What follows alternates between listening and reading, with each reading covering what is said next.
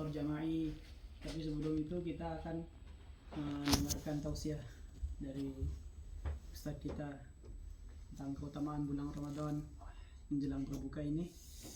Ini sebenarnya bukannya mau di depan sana, taman. nanti mau dipindah ini bakwannya, biar Dingin. biar bagus lah VIP-nya gitu. Kalau di kamar terus kan biasa aja gitu. Insyaallah. Boleh dimulai Ustaz? Bisa dimulai. Tafadhal. Al-Ustaz.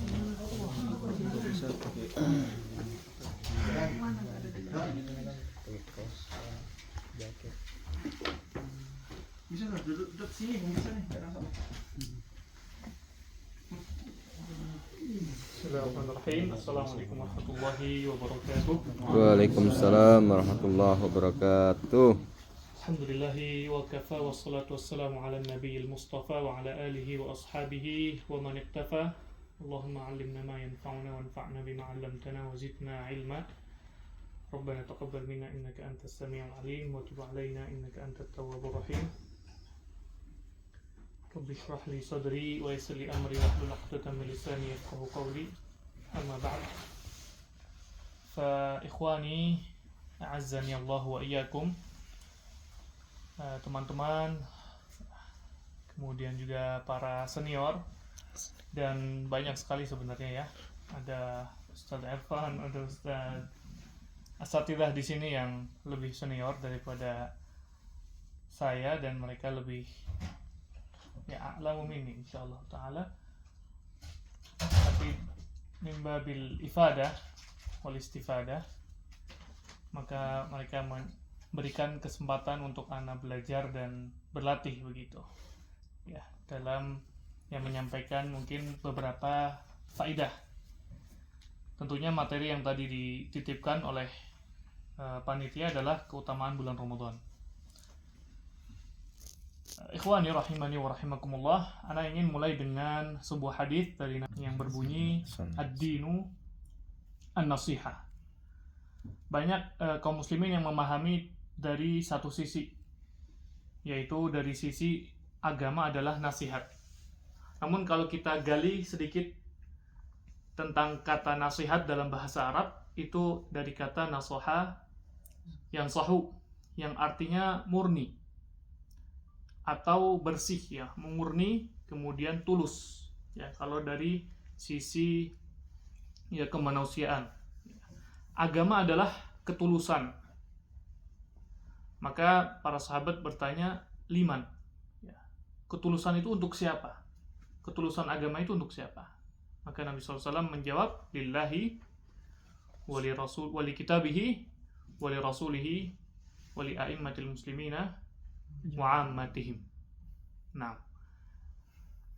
jadi dari hadis ini ya, kita ingin memurnikan lagi kehidupan kita sebenarnya itu bertujuan untuk apa? Apakah hanya untuk mengisi saldo saja, hanya untuk mengisi perut saja?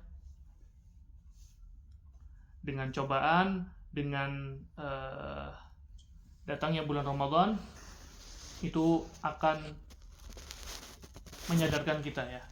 Mudah-mudahan dengan datangnya bulan Ramadan, kemudian dengan datangnya cobaan, masing-masing kita punya cobaan yang kita rasakan, itu akan kembali bersih, akan kembali murni lagi kita.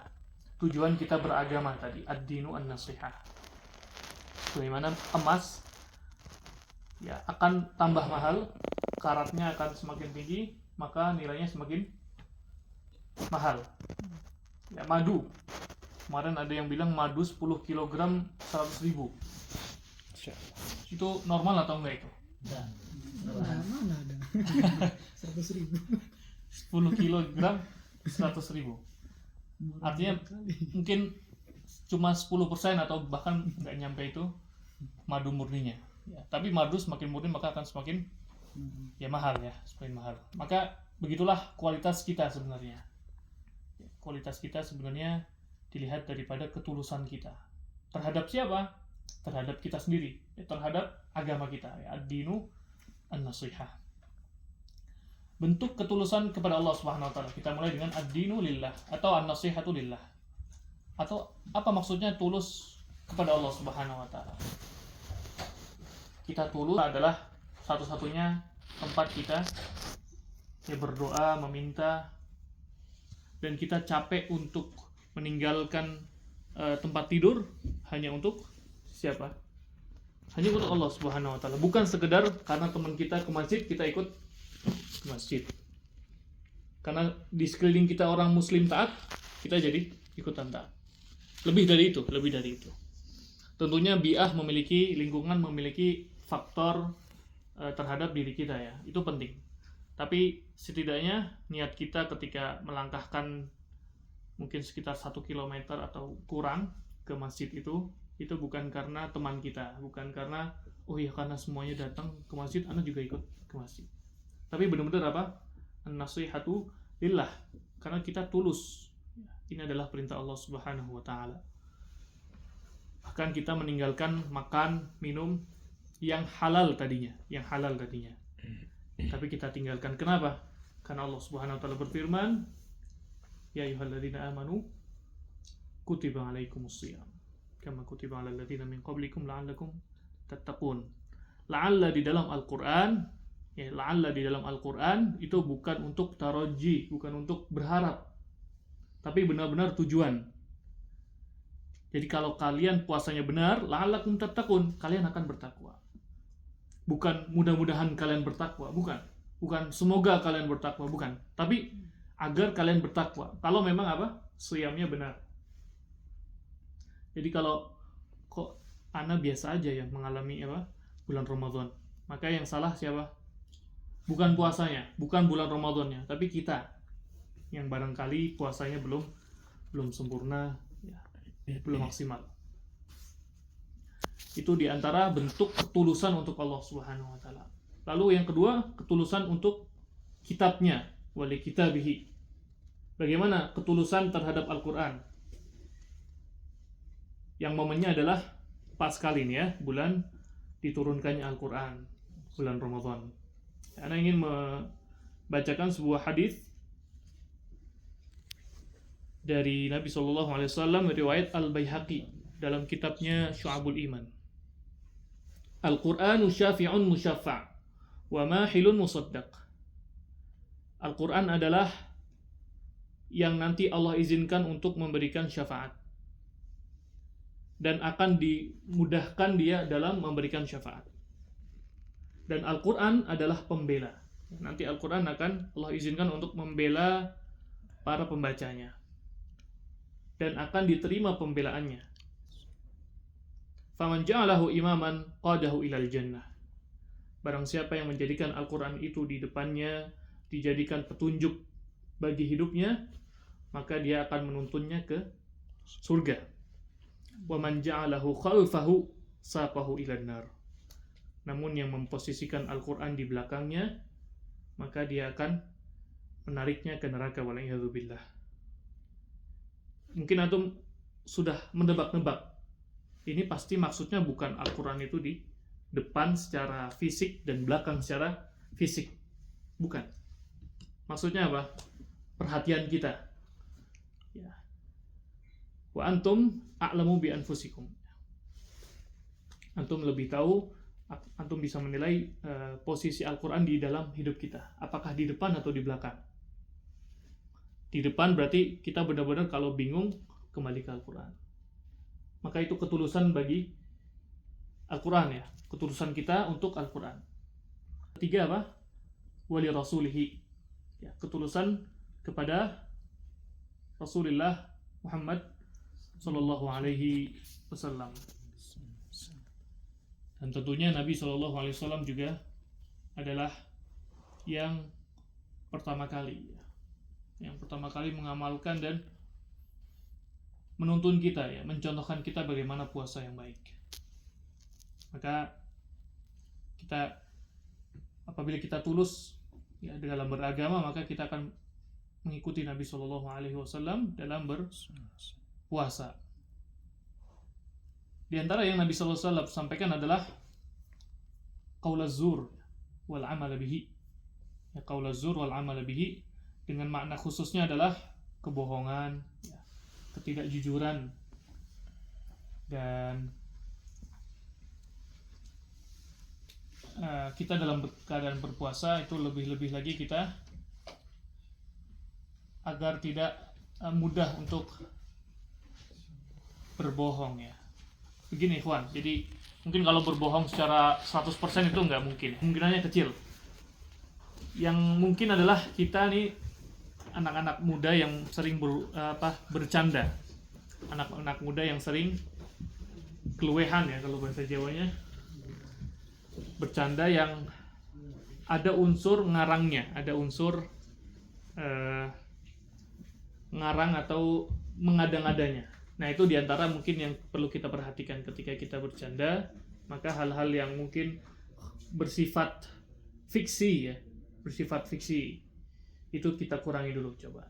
Karena tadi kita ingin tulus mencintai Rasulullah SAW dengan apa? Dengan kita berpuasa dengan baik, dengan kita berpuasa secara meninggalkan hal-hal yang mengurangi kualitas puasa kita.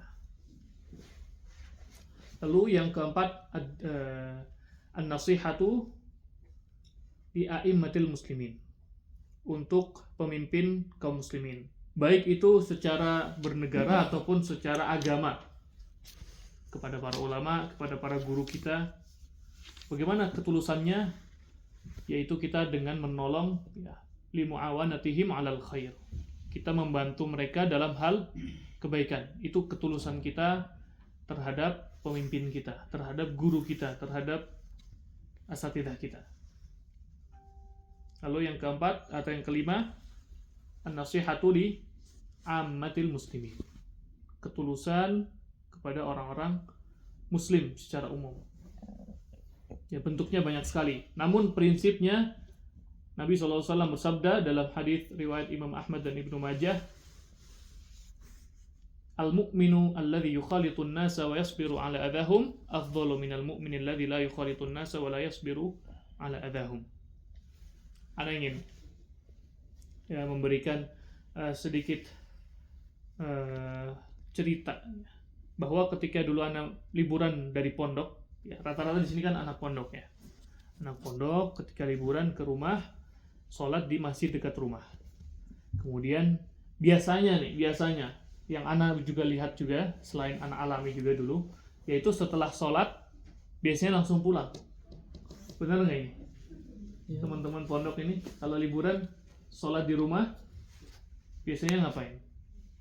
Habis sholat pulang biasanya. Ya, pulang biasanya rata-rata. Kalau di rumah sholat kan di dekat rumah maksudnya. Ya. Biasanya langsung pulang atau enggak? Zikir dulu. Iya, maksudnya habis pikir gitu. Iya. Habis pikir gitu. Jarang yang dia akan bersosial, ya, bersosialisasi sama warga. Biasanya pertanyaannya satu arah. Mas Mumtaz baru pulang ya? Kapan pulangnya? Rata-rata nggak nanya balik. Oh iya Pak, kemarin baru pulang, alhamdulillah gitu. Nggak, minimal nanya sehat Pak gitu. Ya kan? Apa lagi libur nggak Pak Ramadan ini pekerjaannya gitu? Hanya satu arah biasanya, satu arah. Dan itu anak dimarahin ya sama orang tua, dimarahin. Kenapa? Karena langsung pulang ketika sholat. Dikir ya dikir, sholat sunnah ya sholat sunnah. Tapi habis itu langsung pulang. Anak dimarahin. Kenapa? Karena ini dasarnya mungkin kembali ke hadis yang barusan Ana sebutkan. Seorang yang beriman, yang dia bermuamalah, yang dia bersosialisasi dengan manusia, dan dia sabar terhadap ucapan mereka dengan perbuatan mereka, dia sabar, itu lebih baik daripada orang mukmin yang tidak mau bersosialisasi dan dia tidak mau sabar. Ya. Anak pondok ini terkesan eksklusif. Dan itu akan terjadi juga dengan antum sekarang. Antum libur nanti ya, kemudian sholat di dekat masjid rumah antum, ya, di masjid dekat rumah antum. Usahakan jangan langsung pulang. kita nggak bisa mengatur pandangan orang terhadap kita. Memang saya mahasiswa Timur Tengah, cuma Bapak jangan mempunyai ekspektasi saya begini dan begitu. Nggak bisa. Kita nggak bisa mengatur pandangan orang. Yang bisa kita lakukan adalah bagaimana kita bersosialisasi tadi ya, ngobrol. Nggak harus tentang agama, tentang sehat Pak, atau kalau baru kenal keluarganya atau anaknya berapa sekarang. Tapi kalau orang Arab kayaknya kurang ya, ditanya kayak gitu kurang cocok ya. Mereka tuh harim itu kayaknya terlalu sesuatu hal yang terhormat ya. Kalau orang Arab tuh kurang cocok ya pertanyaan. Ya cuman umum, keluarga, Keluarga sehat gitu ya mungkin ya. Kif ahlikum, kif.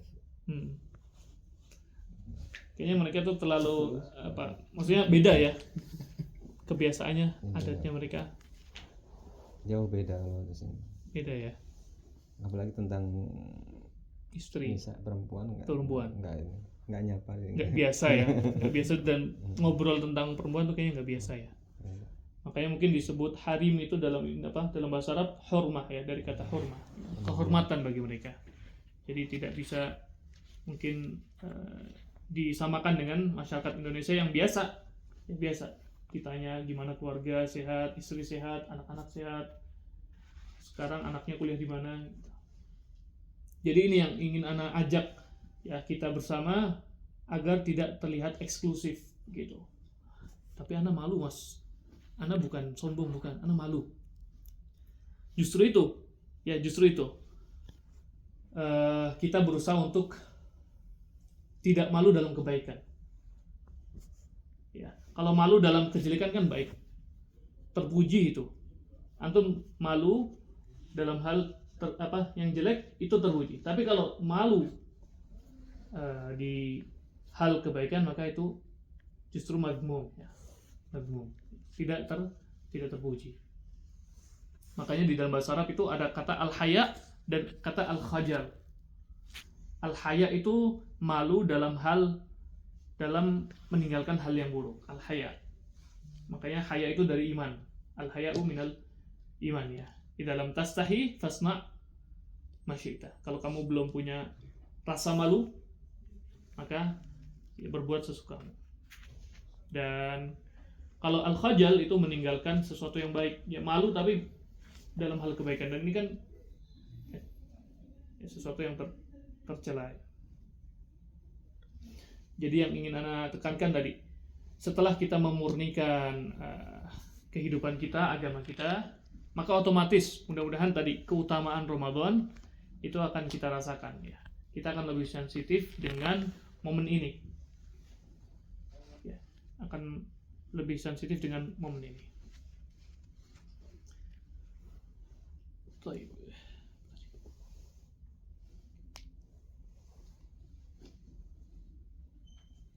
Ikhwani fid din rahimani wa rahimakumullah, maka setelah kita memurnikan, kemudian juga membersihkan kita dari hal-hal yang bukan tujuan asal kita diciptakan, yang mudah-mudahan Ramadan ini menjadi semakin maksimal dalam beribadah. Di antara beribadah yang mudah nih, yang mudah. Satu, doa. Doa. Salah satu la turaddu atau salah satu da'watin la turaddu.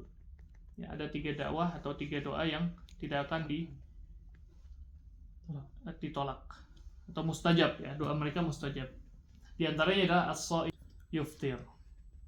As-shaim hatta yuftir. Jadi setiap kita berpuasa, entah itu puasa Ramadan atau di luar Ramadan. Nah, di sini kan kita berpuasa nih 1 bulan penuh.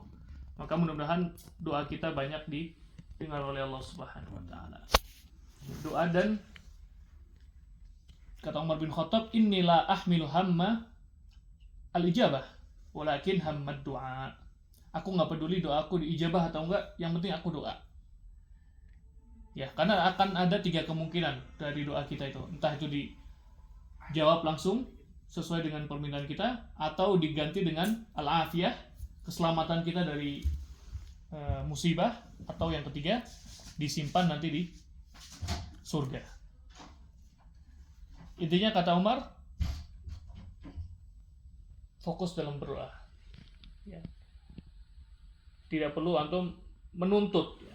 Seakan-akan menuntut atau mengatur, ya. Mengatur Allah Subhanahu Wa Taala. Yang diminta dari kita tuh doa aja, minta aja, minta. Ya, bukan biar dikabulkan, bukan. Lalu yang kedua, ya sebelum ana tutup, saling mengingatkan. Ana ingin ya kita saling mengingatkan. Bukan berarti dia lebih tua, dia aja yang ngingetin. Lupa, ya bahkan mungkin belum tahu, bisa juga. Ya, ana mungkin nggak tahu sesuatu yang diketahui oleh Ustadz Maulana misalkan.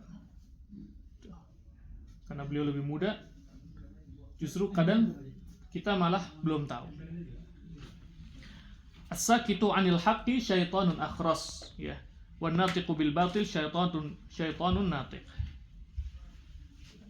Orang yang diam ketika ada kebatilan, tidak mengingatkan, harusnya dia mengingatkan yang benar tuh seperti ini, maka dia adalah setan yang bisu.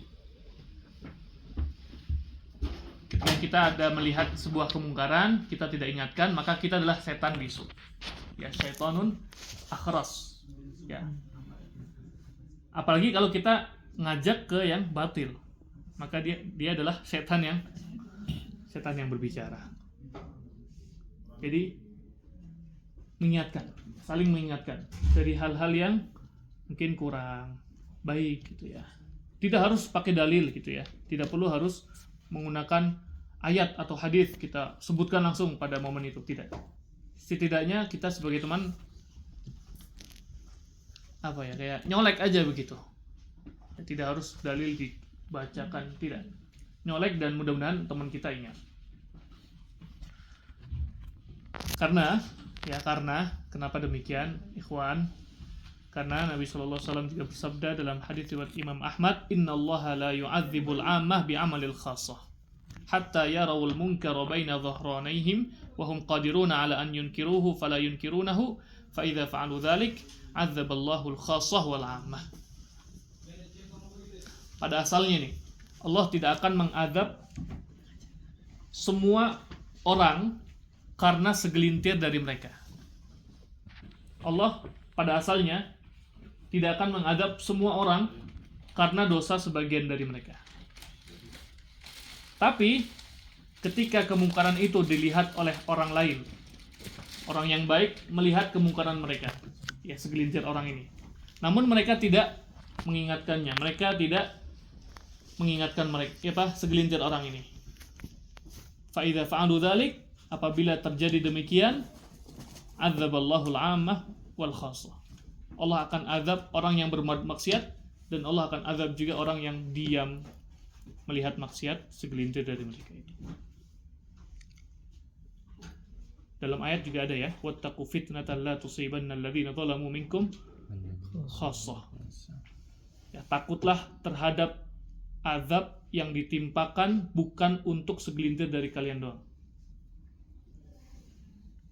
Jadi jangan kita merasa aman ini, kita akan selamat dari azab Allah. Kenapa? Karena anak nggak melakukan ini, anak nggak melakukan zina, anak nggak melakukan itu. Tapi ternyata kita diam terhadap hal-hal di sekitar kita yang ternyata mungkin termasuk kemungkaran. Gitu. Ya, tidak baik. Tanggung jawab kita adalah mengingatkan ya, bukan merubah orang itu. Ya, yang Allah perintahkan kepada kita adalah mengingatkan itu. Udah azan ya. Baik, mudah-mudahan dengan beberapa hal tadi kita bisa mengingatkan kualitas Ramadan kita ya, dan juga ketulusan kita kepada Allah Subhanahu wa taala secara umum ya, di luar bulan Ramadan nanti.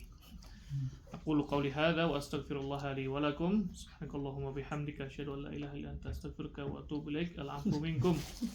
Allahul muwaffiq ila aqwamit thoriq. Assalamualaikum warahmatullahi wabarakatuh. Waalaikumsalam warahmatullahi wabarakatuh. Ya, serap-serap. Ustaz Novel, kita bisa menuju ke depan sana untuk iftarnya di sana. Talam.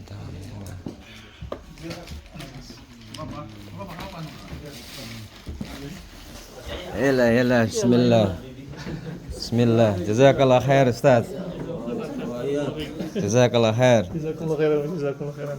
كيف حالك يا أستاذ؟ إني الصيح قديم هذا من زمان ذا كم سنة الآن؟ 25 سنة ولا لا؟